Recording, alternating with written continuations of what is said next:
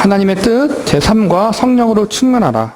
31페이지입니다. 당신은 성령으로 충만한 삶이 어떠한 것인지 아는가? 그것은 마치 당신이 살아계신 예수 그리스도와 함께 있는 것처럼 인생의 매 순간을 그렇게 사는 것이고, 하나님의 말씀과 그의 인격과 더불어 그리스도 안에 있는 모든 것들로 흠뻑 젖어 있는 상태이다.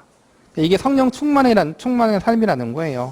성령 충만한 삶이란 신비적인 어떤 것을 의미하는 게 아니라는 거예요. 황홀한 상태, 꿈과 환상을 경험하고 입신을 경험하고 뭔가 막 마음이 너무 막 뜨거워서 주체할 수 없는 그러한 상태를 의미하는 것이 아니라 뭐예요?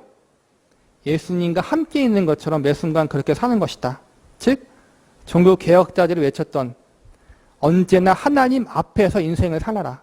하나님을 의식하며 살라는 거예요. 하나님이 함께 있는 것처럼이 아니라 함께 있잖아요. 구원받는 모든 성도들 안에는 성령님이 계시잖아요. 그 성령님이 누구예요? 하나님의 영이고 예수 그리스도의 영이란 말이에요. 즉 성령님이 우리 안에 계시다는 것은 하나님과 예수님이 우리와 늘 함께 있다는 거예요. 그게 하나님 앞에서 인생을 사는 거란 말이에요. 그게 성령 충만한 삶이라는 거예요, 여러분. 의식하며 살아가는 것. 늘 하나님 앞에서 인격적으로 그분과 더불어 교제하며 살아가는 것. 말씀 안에서 우리가 살아가는 거란 말이에요. 말씀대로. 신비한 무엇이 아니라는 거예요. 우리를 향한 하나님의 뜻은 우리가 첫 번째는 구원받는 것이고, 두 번째는 뭐예요? 성령으로 충만하는 것이란 말이에요. 성령으로 충만한 삶을 사는 것이 우리 하나님 백성과 자녀를 향한 하나님의 뜻이에요. 그리고 그 성령 충만한 삶이란 바로 방금 배웠던 것처럼 신비한 어떤 것이 아니라 예수님과 함께하는 삶, 말씀 안에서 그분과 인격적인 교제를 누리는 삶이 바로 성령 충만한 삶이라는 거예요. 볼게요. 만약 우리가 믿는 자들인데도 하나님의 가족 구성원들인데도 하나님의 뜻을 알지 못한다면 우리는 도대체 어떤 자들인가? 하나님의 뜻에 대한 정보가 없어서 깨닫지 못하는 자들인가? 그렇지 않다. 그렇다면 우리는 하나님의 뜻을 찾고 있는 자들인가? 그것도 아니다. 우리는 다만 바보 같은 자들 뿐이다. 당신은 그것 좀 심한데요. 성경은 그렇게 말하고 있지 않잖아요. 라고 말한다. 과연 그럴까? 그렇다면 이 말씀을 찾아보아라. 그러므로 어리석은 자가 되지 말고 오직 주의 뜻이 무엇인지 이해하라. 어리석은 자를 표현해 또 다른 말을 떠올려 보라. 한 가지 힌트를 주면 그 말은 바로 시작한다. 물론 바보 같다는 말이 좀 지나친 데 있다 하더라도 사실 훨씬 명확한 표현일 수 있다. 그러나 두 가지 동일한 의미라는 것은 분명하다. 게다가 에베소서 5장 16절에서 우리에게 세월을 아끼라라고 말하고 있다. 즉 서두르라는 뜻이다. 우리에게는 시간이 별로 없다는 것이다. 우리는 세월을 아껴야 한다. 그 이유는 때가 악하기 때문이다. 하나님 미워하시는 것, 하나님이 죄라고 하시는 것, 하나님이 기뻐하지 않는 것을 하지 말라는 거예요. 성령 충만한 삶 중 하나가 그거예요. 하나님이 싫어하는 것, 미워하는 걸 하지 않는 것.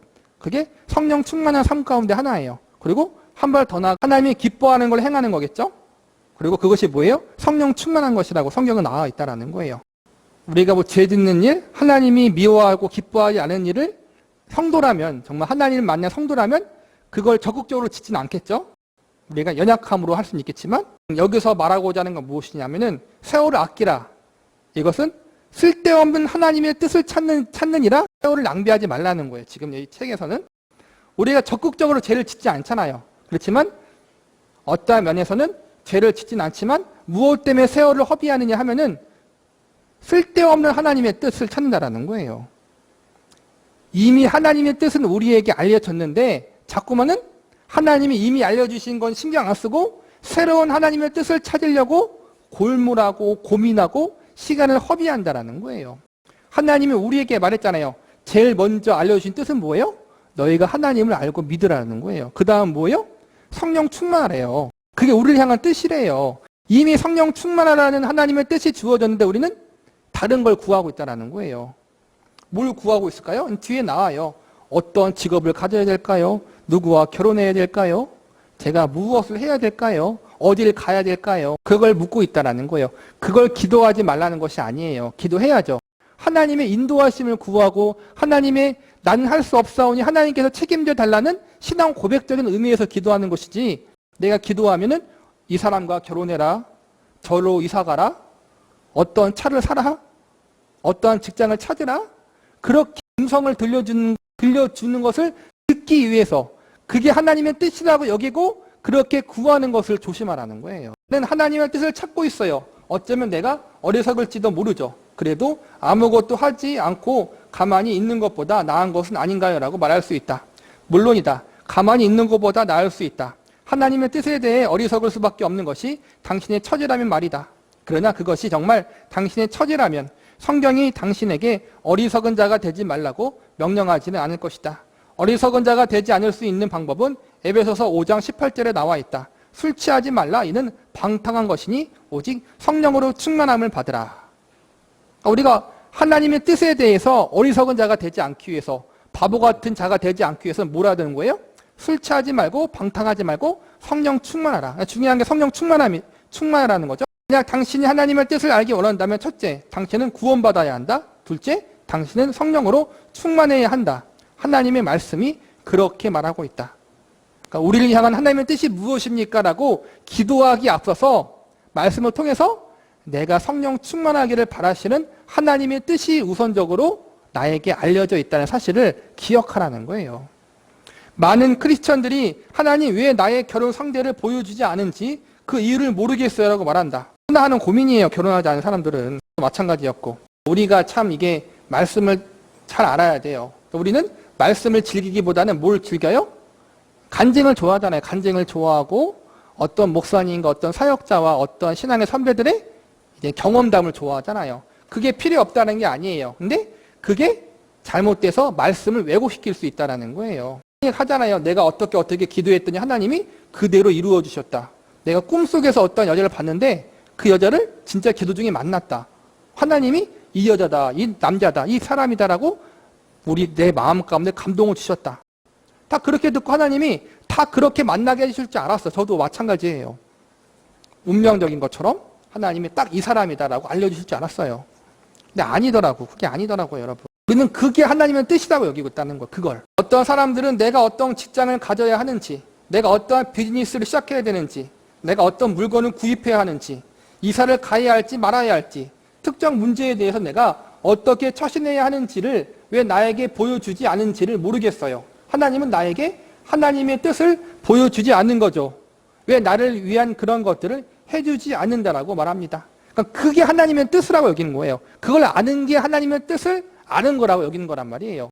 이게 우리의 무지고 실수고 착각이라는 거예요. 기도한다고 해서 하나님, 제가 직장을 그만둬야 할까요? 말아야 될까요?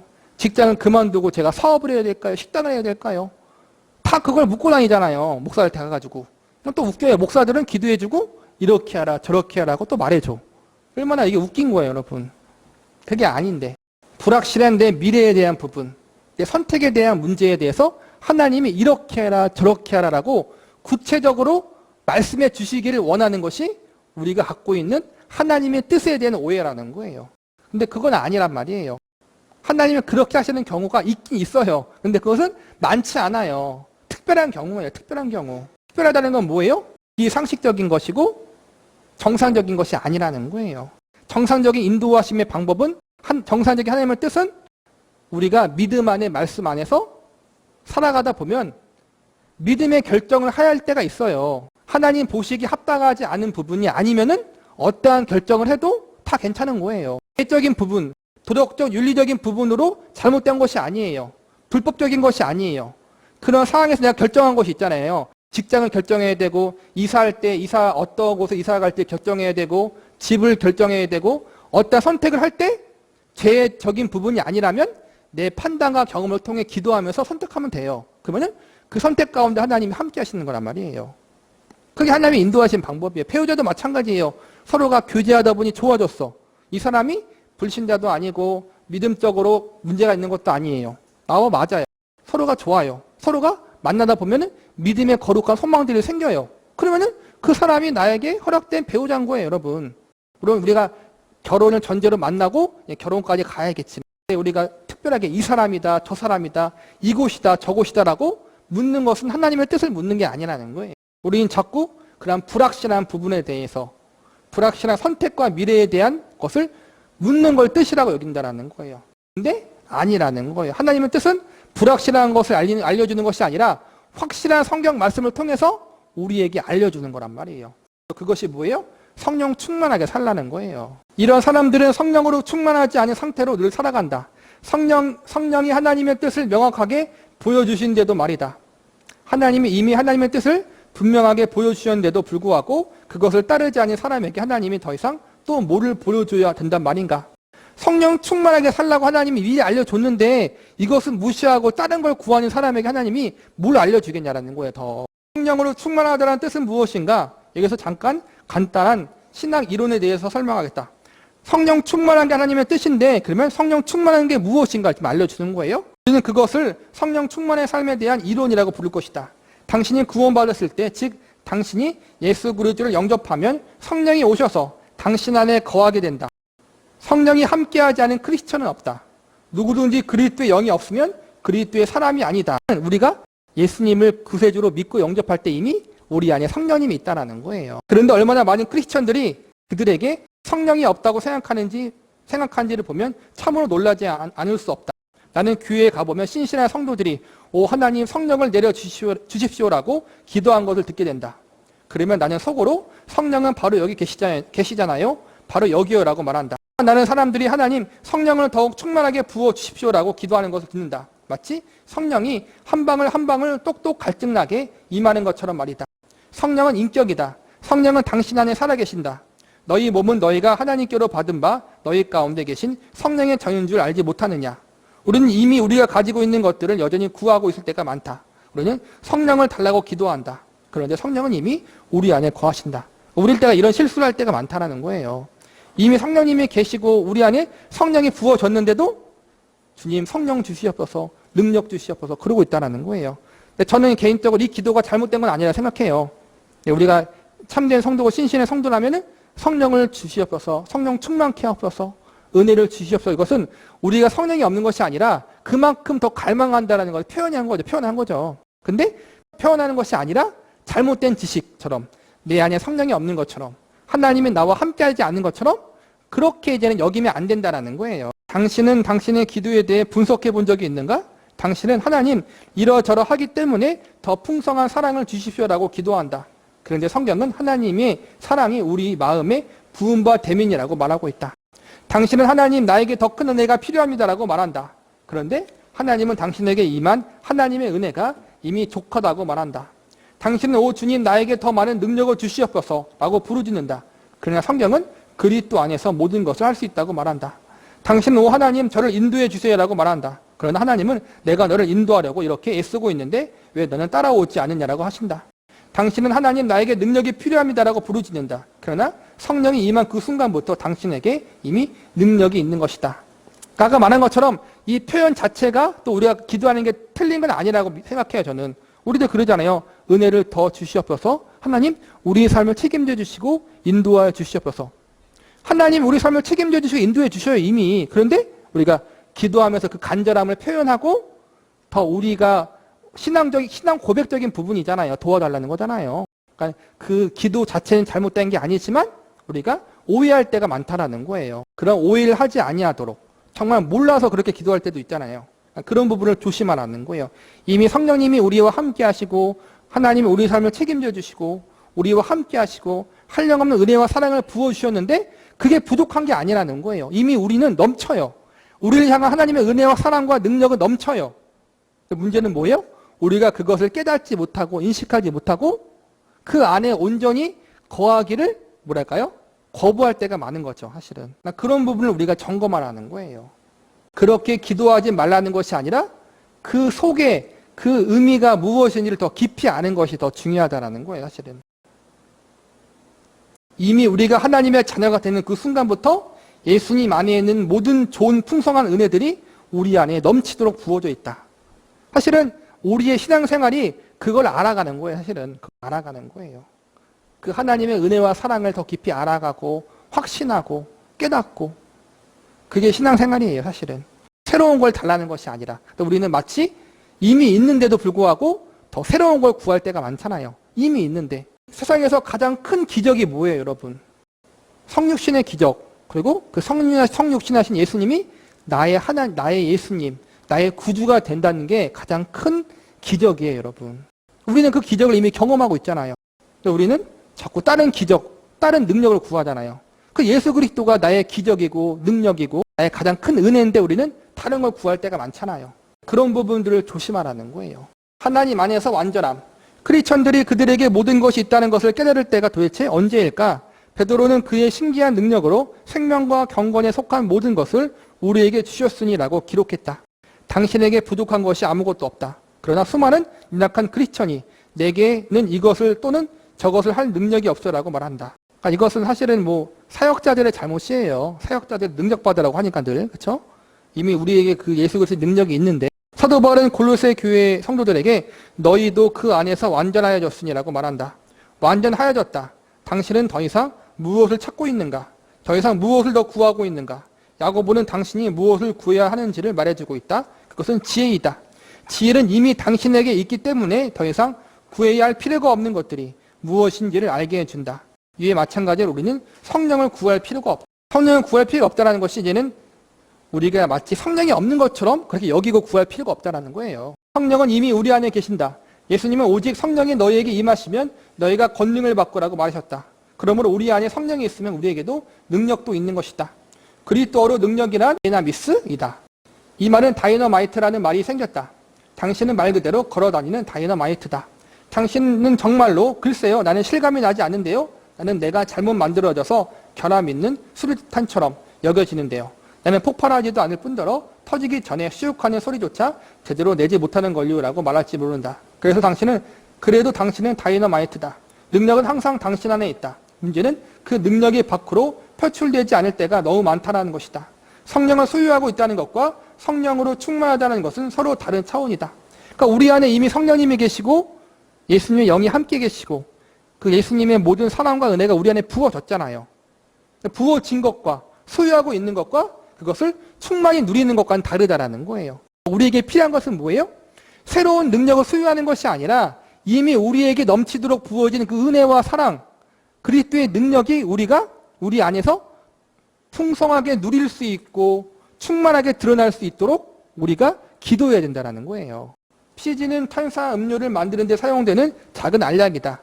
그것은 일종의 알카셀처, 발포종 맛을 나게 하는 것이다. 물 한 컵에 그 알카셀처 한 정을 넣으면 그 맛이 물 전체에 스며든다. 만약 이 농축된 작은 알약이 녹지 않고 유리컵 밑바닥에 그대로 가라앉으면 아무 소용이 없다. 이 알약은 녹아서 그 에너지를 유리컵 가득히 채워야 한다. 그리고 나면 그 물은 더 이상 물이 아니라 새로운 다른 것으로 바뀌게 된다. 만약 그 알약이 포도 피지라면 당신은 포도맛 탄산 음료를 만들게 될 것이다. 그 알약이 어떠한 맛을 가지고 있느냐가 그 물의 맛을 결정한다. 물에 녹는 발포 비타민 말하는 거예요. 그 비타민을 물에 넣으면은 이제는 녹아서 그 물이 비타민 물이 되는 것처럼, 그러니까 우리 안에 성령님이 계셔요. 이미 계시는데 그 성령님이 우리의 삶을 온전히 통치하시고 다스려야 한다는 거야. 녹아든다는 게.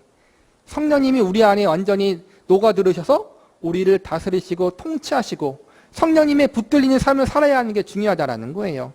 성령님이 안에 있는 것만 중요한 것이 아니라 그게 성령 충만함이라는 거예요. 우리는 참된 성도들은 다 성령님이 계셔요. 근데 문제는 성령 충만함으로 성령님이 우리를 다스리시는 삶을 살아야 된다는 거예요. 그걸 위해 우리가 기도해야 된다는 거예요. 이것은 성령이 인간의 삶 속에서 어떻게 역사하시는지를 상상해 볼 수 있게 해준다. 성령은 신령한 에너지를 담고 있는 강력한 농축된 작은 알약으로서 항상 크리스천들 안에 내재해 있다. 문제는 당신이 그 성령의 능력을 표출해서 당신의 삶에 가득 퍼질 수 있게 하느냐는 것이다. 성령을 온전히 의지하지 않는 크리스천은 그리스도의 생명을 드러내지 못한다. 우리의 삶이 하나님을 드러내려면 하나님의 영이 우리의 삶에 녹아들어야 한다. 이걸 위해 우리가 기도해야 된다는 거예요. 다른 것보다는 우선순위가 성령 충만할 수 있도록, 성령님이 나를 다스릴 수 있도록. 우리가 성령 충만하지 않다면 우리는 아무것도 할 수 없다. 아무것도 할 수 없다는 게 뭐예요? 하나님 백성인데 하나님 백성과 자녀답게 살아갈 수 없다는 거예요. 나에게는 장갑이 있는데 만약 장갑에게 피아노를 쳐라라고 말한다면 그 장갑이 어떻게 하겠는가? 아무것도 하지 않을 것이다. 장갑은 피아노를 칠 수 없다. 그러나 만약 내가 손에 장갑을 끼고 피아노를 친다면 어떤 일이 일어나겠는가? 음악을 연주할 것이다. 만약 내가 손에 장갑을 낀다면 장갑은 움직일 수 있게 된다. 갑자기 장갑이 경건하게 되어 손이여 나에게 갈 길을 보여주소라고 말하는 일은 없다. 장갑은 아무 말도 하지 않는다. 그저 손이 가는 대로 갈 뿐이다. 성령으로 충만한 사람들은 하나님이 원하시는 것이 무엇인지 알아보려고 하면서 이런저런 말을 하고 다니거나 이런저런 시도를 하다가 넘어지지 않는다. 그들은 그냥 갈 뿐이다. 이미 성령님의 이끌리는 삶을 산다라는 거예요. 말 많이 하지 않고. 사람들은 종종 내게 어떤 영적 은사가 있는지 어떻게 알 수 있죠라고 묻는다. 가장 좋은 방법은 성령으로 충만한 삶을 살고 당신을 통해 하나님이 하시는 일을 보는 것이다. 이게 뭘 말하냐? 기도에서 하나님이 너 이 인사 있어 라고 알려주시는 경우보다는 내가 삶을 살다 보면서 내 삶을 뒤돌아보면서 나에게 이런 달란트가 있고 재능이 있고 은사가 있구나라고 하나님이 알게 하신다라는 거예요. 목사한테 가가지고서 기도받고 이 은사 있다 저 은사 있다라고 알려지거나 새로운 은사를 받는 게 아니라는 거예요. 정확하게 나와요. 볼게요. 가장 좋은 방법은 성령으로 충만한 삶을 살고 당신을 통해 하나님이 하시는 일을 보는 것이다. 그리고 난지 거쳐온 길을 뒤돌아보면서 하나님이 나를 주장하실 때 내가 했던 것이 이런 것이구나. 그러니까 바로 그것이 내가 가진 인사인가 보네 라고 말하는 것이다. 우리의 삶 자체가 하나님이 일하시는 통로고 과정이고 길이에요. 지금은 당장 몰라. 하나님의 뜻에 대해서도 하나님이 어떻게 인도하시는지에 대해서 지금 당장은 모르는 경우가 대부분이에요. 그런데 뭐예요? 1년, 5년, 10년, 20년 내 삶을 뒤돌아보면은 과거에 하나님이 나에게 어떻게 일하셨는지가 보여요, 여러분. 뒤돌아보면. 어떻게 하나님이 나에게 응답하셨는가? 어떻게 내 삶을 이끄셨는가? 그것을 내가 뒤돌아보면 안다는 거, 인생 가운데. 그리고 그것을 보면서 하나님이 이렇게 이끄셨고 또 나에게 이렇게 역사하셨구나. 그걸 바라보면서 나에게 하나님이 주신 소명이 무엇이고 구체적인 소명이 무엇이고 나를 향한 하나님의 뜻이 이거였구나라는 것을 알게 된다는 거예요. 그 과정 가운데 내게 있는 달란트, 재능, 은사들을 발견할 수 있다는 거예요. 근데 이걸 알기 위해서는 뭐예요, 여러분? 많은 시간이 걸려요. 시간이 걸려요. 근데 우리는 그 시간을 무시하고 그냥 단번에 알고 싶어. 그러니까 기도하여서 응답받고 싶은 거예요. 내게 은사가 무엇인지. 그렇게 해서 알 수도 있어요. 그런 경우들이 있어요. 내가 지지리도 몰라. 하나님이 내 삶 가운데 이미 알려주셨는데 겪게 해주셨는데 모르니까 하나님이 알려주시는 거예요. 기도할 때. 근데 대부분은 뭐예요? 내 삶을 통해 알려주신다는 거예요. 그래서 시간이 오래 걸리는 거예요. 사실은. 시간. 우리 신앙생활에는 항상 시행착오가 필요하고 과정이 필요하고 훈련이 필요한 거예요. 여러분. 근데 우리는 그걸 무시할 때가 많잖아요. 40일 작정 금식 해가지고 40일 금식하고 헌신하고 무슨 작정 예배를 드려서 뭔가 단번에 알고 싶은 거예요. 모든 걸 다. 단번에 알고 싶고 단번에 응답받고 싶은 거예요. 하나님은 그게 아니라 어떻게 해요? 우리의 전 인생의 과정을 통해서 우리에게 하나씩 점진적으로 알려주신다라는 거예요. 우리는 그걸 무시할 때가 많잖아요. 성령 충만한 삶도 동일하다라는 거예요. 단번에 성령 충만한 삶이 되는 거 아니에요. 아까 말했잖아. 성령 충만한 삶은 성령님의 이끌림을 받는 삶인데 이끌림을 받는 삶이란 무엇인가? 성경에 보면 성령님을 예수님의 영이라기도 하고 그리스도의 영, 하나님의 영이라고 불러요. 그러니까 성령님의 이끌리는 삶은 뭐냐면은 하나님과 예수님의 이끌리는 삶, 하나님과 예수님께 붙잡힌 삶을 말하는 거란 말이에요. 다시 쉽게 얘기하면은 앞서 배웠던 것처럼 하나님 앞에서 인생을 사는 거란 말이에요. 예수님을 의식하면서 예수님과 동행하고 그분과 인격적으로 교제하며 사는 게 성령 충만한 삶이에요, 여러분. 다른 게 아니라 다 알고 있는 거예요. 예수님과 동행하는 삶, 하나님 앞에서 인생을 살아가는 삶, 하나님과 예수님을 의식하는 삶, 하나님의 백성답고 자녀다운 삶을 사는 것. 그게 성령 충만한 삶이에요. 다른 말로 하면은 우리가 늘 배우는 거, 성화. 성화된 삶을 사는 게 성령 충만한 삶을 사는 거예요. 성화된 삶은 단번에 이루어지지 않죠? 점진적인 거잖아요. 성령 충만도 마찬가지예요. 점진적인 거예요, 여러분. 그 점진적인 삶을 살기 위해서는 뭐예요? 우리 전 인생이 하나님 앞에 이끌림 당하면서 이제는 여러 연단도 받고 훈련도 받고 그러한 시간과 과정을 겪으면서 우리가 점진적으로 더 성령 충만하고 주님께 붙들리는 삶을 살아가는 거란 말이에요. 단번에 되는 것은 없다라는 거예요. 절대 이걸 잊으면 안 돼요. 부흥에 가서 한 번에 은혜 받고 성령 충만한 게 아니에요, 여러분. 핵심은 성령이 우리의 삶 전체에 녹아서 퍼지는 것이 필요하다는 것이다. 이것은 단순히 결단의 문제이다. 당신이 아침에 일어날 때 당신은 무엇을 입고 나아갈 것인지 결정한다. 그런 다음에 아침 식사로 무엇을 먹을 것인지 결정한다. 나머지 일과도 그런 식으로 이어진다. 하나를 결정하고 나면 또 다른 것을 결정하는 시기다. 성령 충만한 삶의 모든 결정은 성령의 주관하심을 맡기는 것이다. 이게 뭐 쉽게 얘기했지만 쉬운 건 아니에요. 일평생에 걸쳐서 우리가 훈련받는 것이기 때문에 내가 말씀의 기준에 따라서 하나님 앞에서 믿음으로 인생을 살아가다 보면은 우리가 믿음 안에 있다면 우리의 결정 가운데 하나님이 함께 하신다는 거예요. 그렇기 때문에 너무 그 결정에 대해서 두려워하거나 신비스럽게 생각할 필요가 전혀 없다는 거예요. 성령 충만한 삶이란 신비적인 것이 아니다. 시간과 과정과 시행착오가 필요하다. 그리고 점진적인 것이다. 그리고 이미 우리가 알고 있는 것이다. 이걸 잊지 말자라는 거예요. 여러분, 베드로를 묻으려고 하는가? 예수님이 하늘로 승천하셔야 할 날이 다가왔다. 당신은 큰일 났군. 베드로가 예수님으로부터 100피트 밖에 떨어지지 않았을 때에도 겁쟁이가 되어버렸는데 예수님이 하늘로 승천하고 나면 도대체 어떻게 될까? 베드로도 예수님과 함께 땅에 묻혀야 하는 것 아니냐? 이제 보나마나 그는 쓸모없는 사람이 될 텐데 라고 생각할 것이다. 베드로가 예수님과 함께 있을 때는 믿음으로 충만했는데 이제는 예수님과 떨어져 있을 때는 그 믿음을 잃어버렸다는 거예요. 가야바의 뜰에서 예수님이 이제 사람들에게 잡혀가지고 이제 신문 당하는 그 가운데 베드로가 몰래 쫓아가잖아요. 예수님과 떨어져 있었잖아요. 그러니까 어떻게 돼요? 예수님을 3번 부인했잖아요. 그걸 이야기하는 거예요. 예수님과 함께 있을 때는 베드로가 이제 믿음이 충만하고 있었고 목숨까지 바칠 수 있다라고 막 그렇게 했는데 예수님과 떨어지니까는 예수님을 부인하는 자리에 섰단 말이에요. 그런데 이제는 예수님이 어떻게 해요? 부활하셔서 하늘로 올라가시게 되면은 예수님과 이제 베드로의 거리가 땅과 하늘만큼의 차이가 있는 거잖아요. 그러면 베드로가 이제 어떻게 해? 그나마 갖고 있던 믿음도 잃어버리지 않겠는가? 우리가 그런 걱정을 할 수 있다는 거예요. 예수님과 가까이 하고 예수님과 함께 해야지 믿음이 좋아지는데 예수님은 하늘에 올라가시니까 어떻게 해야 되는가? 그 이야기를 하는 거예요. 하지만 베드로는 그리스도께서 하늘로 승천한 지 얼마 지나지 않아 그리스도의 원수들 앞에서 유대인들과 예루살렘에 사는 모든 사람들아 이 일을 너희로 알게 할 것이니 내 말에 귀를 기울이라라고 말한다. 아니 이럴 수가. 베드로는 선지자 유엘의 말을 인용했을 뿐 아니라 더 많은 것을 말했다. 베드로는 그들이 생명의 주를 죽이되 이방인의 손에 빌어 죽이고 하나님의 보내신 거룩한 자를 거부했다라고 말하고 있다. 그리고 난 뒤에 그는 열정에 사로잡혀 두려움 없이 일사천리로 복음을 전하며 그리스도를 선포하고 있다. 베드로가 어디서 그런 용기를 얻었는가? 예수님이 잡힐 때 다 도망갔잖아요. 베드로는 쫓아갔지만 멀리서 쫓아가다가 결국 예수님을 3번 부인하게 되고 또 예수님이 십자가에 못 박혀 돌아가시니까 다 두려워서 숨어 있었잖아요. 방문을 잠그고. 근데 어느 순간 갑자기 베드로를 비롯해 사도들이 자신의 목숨이 생명을 잃어버릴까봐 잡혀 죽을까봐 무서워서 문을 잠그고 있었는데 그런 제자들이 갑자기 어느 순간에 담대하게 나아가서 복음을 증거하고 담대하게 너희가 예수를 죽였다. 그렇게 선포했다라는 거예요. 어떻게 이런 있을 수 있었는가? 결론에 성령 충만해서 그랬다라는 거예요.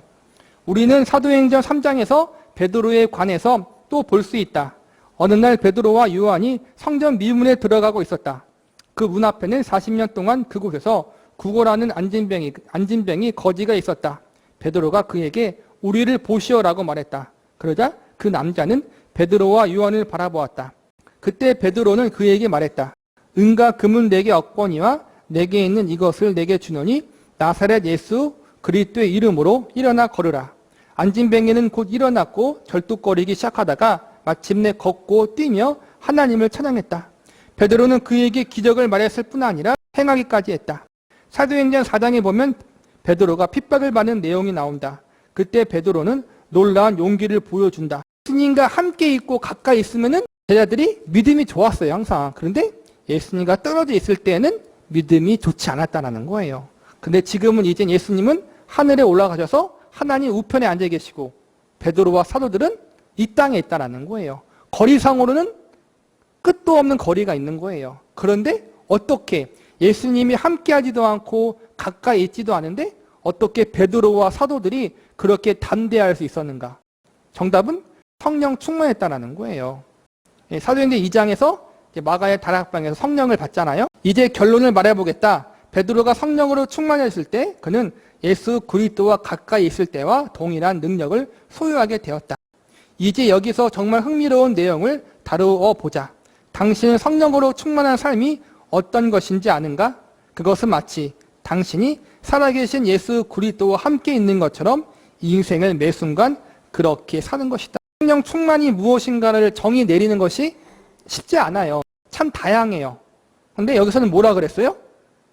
성령 충만이란 마치 살아계신 예수님과 함께 있는 것처럼 내 인생을 살아간다는 거예요. 다른 말로 하나님 앞에서 내 인생을 살아간다는 거예요. 하나님을 의식하고 예수님을 의식하며 살아간다는 거예요. 그게 성령 충만이래요, 여러분. 우리는 자꾸 성령 충만을 신비적으로 생각할 때가 많잖아요. 부흥회 가서 기도원에 가서 은혜 받고 기도하고 막 이렇게 불 붙을 때 그게 성령 충만이라고 생각하잖아요. 물론 그게 성령 충만의 한 가지 일부분이라 할 수 있어요. 일부분. 지극히 작은 한 부분이라고 할 수 있어요. 근데 그게 전부가 아니에요, 여러분. 성령 충만의 가장 중요한 핵심, 전부는 뭐라 그럴까요? 아까 말한 것처럼 하나님 앞에서, 예수님 앞에서 주님을 의식하며 내가 매 순간 살아가는 거예요.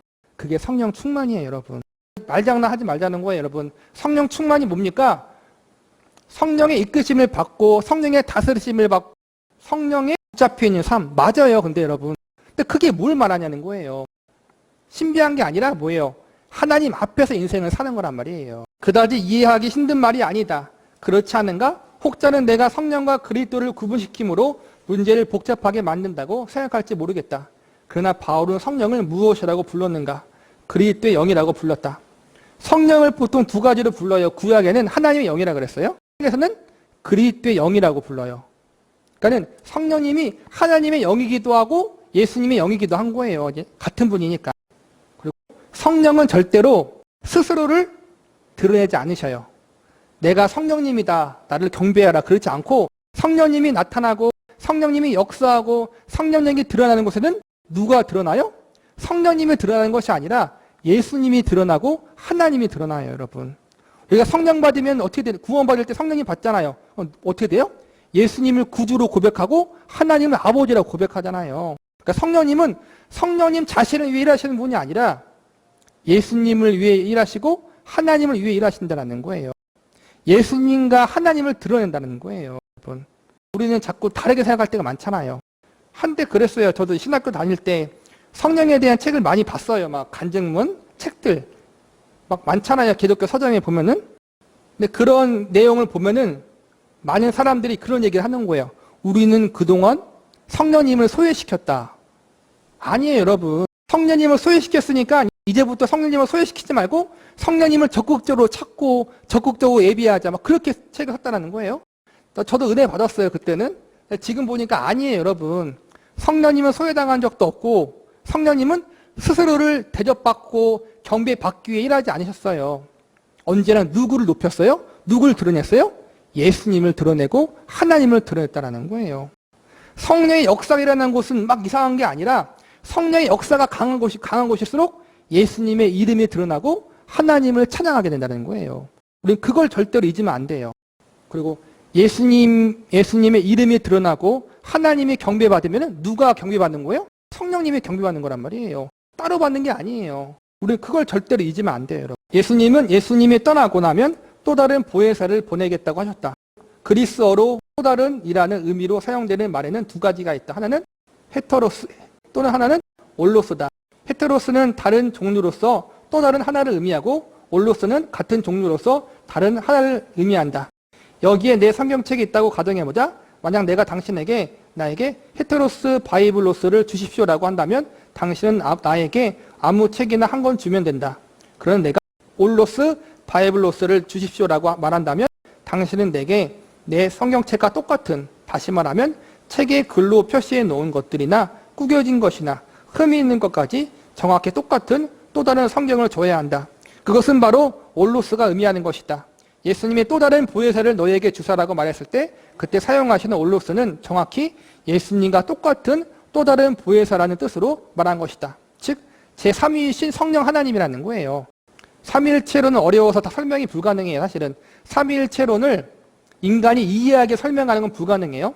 그거 이해하게 설명하다가 이단된 사람들이 많고, 그리고 그걸 우리가 알아듣기 쉽고 100% 이해하게 설명하는 곳은 이단밖에 없어요. 다 이단이에요, 여러분. 기존 전통교회는 설명 못해요, 여러분. 역사적으로 설명을 못했어요. 그래서 삼위일체론은 우리가 이해하는 것이 아니라 믿음으로 받아들이는 것이라고 얘기했거든요. 우리가 받아들인 것은 성부 하나님, 성자 예수님, 성령 하나님이 세 분이 하나시라는 거예요. 하지만 하나지만 모두 다 각각의 위격을 갖고 있다. 서로 다른 위격을 갖고 계시다. 그러면 하나이시다. 우리가 그것만 믿음으로 받아들이면 되는 거예요, 여러분. 예수님의 영이신 성령님을 우리에게 보내주심으로 성령님이 우리와 영원히 함께하게 했다는 거예요. 그러므로 성령 충만한 삶이란 내주하시는 그리스도의 임재를 의식하면서 살아가는 것이다. 여기서는 그리스도의 임재를 의식한다고 했잖아요. 임재가 뭐예요? 함께한다는 거예요. 자꾸 황홀한 상태를 생각하지 마세요, 여러분. 황홀한 상태. 예배 때 받고 가슴이 막 뜨거워지는, 그래야지만 하나님이 임재하신 게 아니에요, 여러분. 이미 우리 안에 계셔요. 그걸 의식하라는 거예요, 여러분. 이미 하나님 우리 아버지고 우리와 함께 계셔요, 여러분. 예배 때 은혜 받아야지만 함께하는 게 아니라, 마음이 뜨거워야만 임재하는 게 아니라 이미 임재해 계시는데 그 임재해 계신 하나님을 우리가 의식해야 된다는 거예요. 그게 성령 충만한 삶이라는 거예요. 그러지 않으면 잘못돼요, 여러분.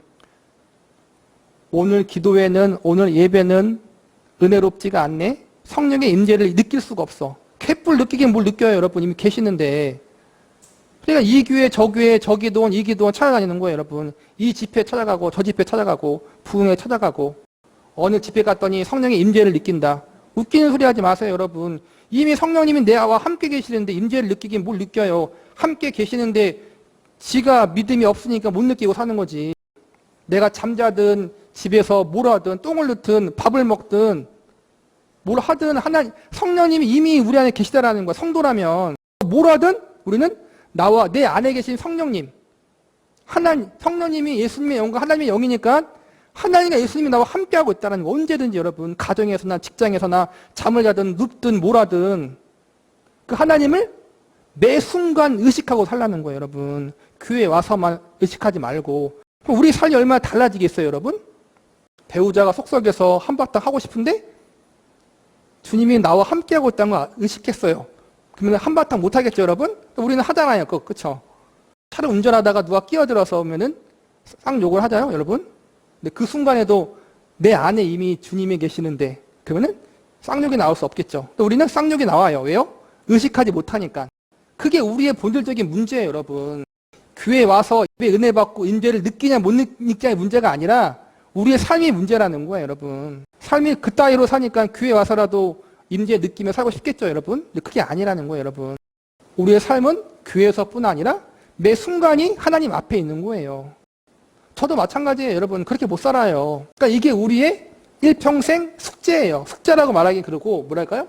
일평생 이루어져 나가야 할 과정이에요. 성화.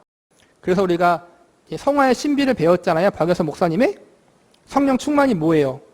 성화와 동일해요, 여러분. 점진적인 거예요. 하루아침엔 되는 게 아니에요. 매 순간마다, 내가 살아가는 매 순간마다 하나님을 의식하고 살아야 되는데, 예수님과 성령님을 의식하며 살아야 하는데, 그분이 나와 함께하고 내 안에 있다는 걸 의식하며 살아야 되는데 못하잖아요.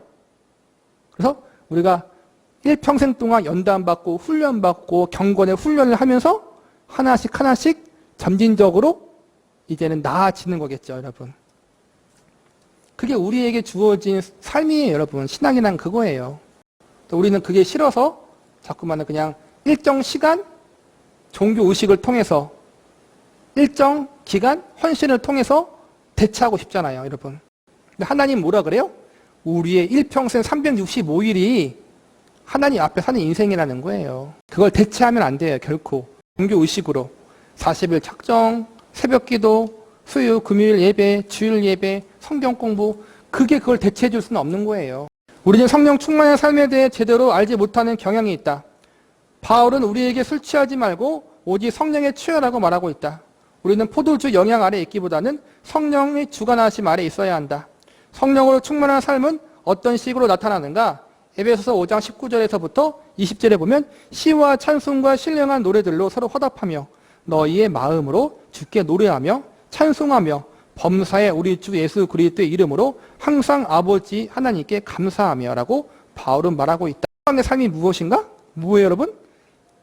아무런 문제 없이 마음이 그냥 기쁜 상태가 평강이 아니라 고난이 있고 아픔이 있고 눈물의 한숨이 있는데 그 가운데 인내하고 참고 하나님을 바라보면서 감사하고 찬양하는 게 평강이라 했잖아요 여러분. 똑같아요 성령 충만도 여러분. 내 삶에 감사할 것도 없고 낙심이 되고 슬프고 화가 나고 분노가 치밀어 올라. 그 삶 가운데 내가 하나님을 바라보면서 감사하고 찬양하고 노래를 부르고 그 하나님으로 인해서 내가 즐거워해요. 참고 인내하며 그게 여러분 성령 충만한 삶의 한 과정이라는 거예요. 그리고 그 아래 구절들을 보면 바울은 성령으로 충만한 사람들의 라이프 스타일, 생활의 모습이 어떤 건지 이야기하고 있다는 거예요.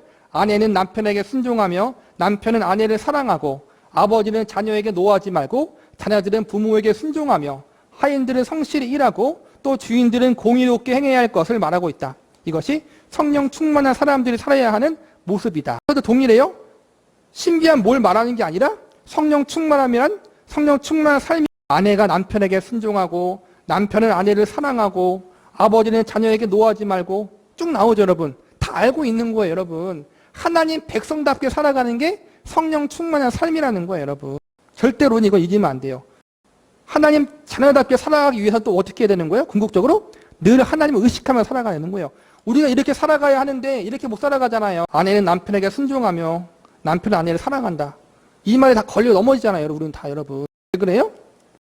늘 우리는 의식하지 못하고 살거든요 하나님을. 우리는 오해하고 있잖아요 자꾸.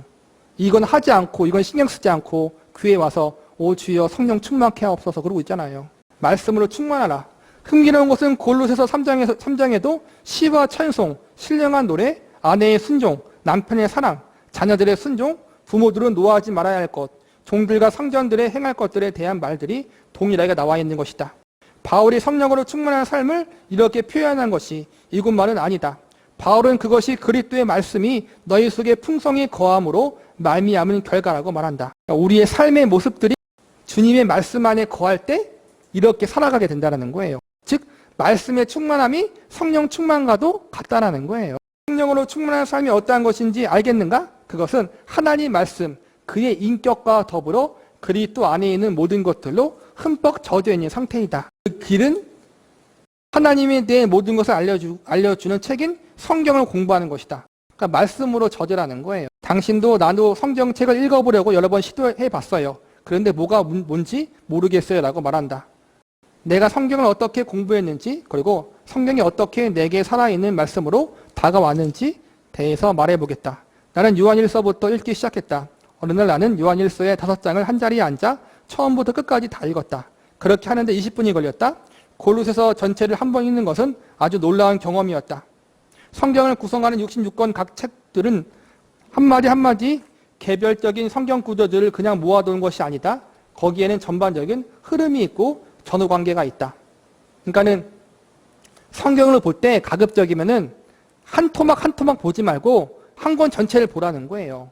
에베소서면 에베소서, 골로새서면 골로새서, 요한일서면 요한일서. 그래야지 그 내용이 파악된다라는 거예요. 지금 이 저자가 말하는 것은 다음날 나는 요한일서를 다시 처음부터 끝까지 읽었다. 세 번째 날도 나는 또다시 요한일서를 처음부터 끝까지 읽었다. 4번째 날도 그렇게 했다.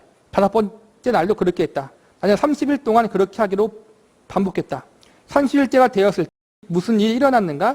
나는 요한일서 전체 내용을 꿰게 되었다. 30일 동안 요한일서만 읽었대요. 그렇게 하다 보니까 100%는 아니지만 어느 정도 이해하고 무슨 말이 어디에 있는지 알게 되었다라는 거예요. 반복해서 그렇게 읽었다라는 거예요. 당신이 요한일서를 그런 식으로 깨고 나면 어떤 사람이 당신에게 성경 어디에 제 고백에 대한 말이 나와 있죠? 라고 물어볼 때 당신은 요한일서 1장 오른쪽 중간쯤 떠올릴 수 있게 된다. 또한 세상을 사랑하지 말라는 말이 어디 나와 있죠? 라고 물으면 2장 오른쪽 중간을 떠올리게 될 것이다.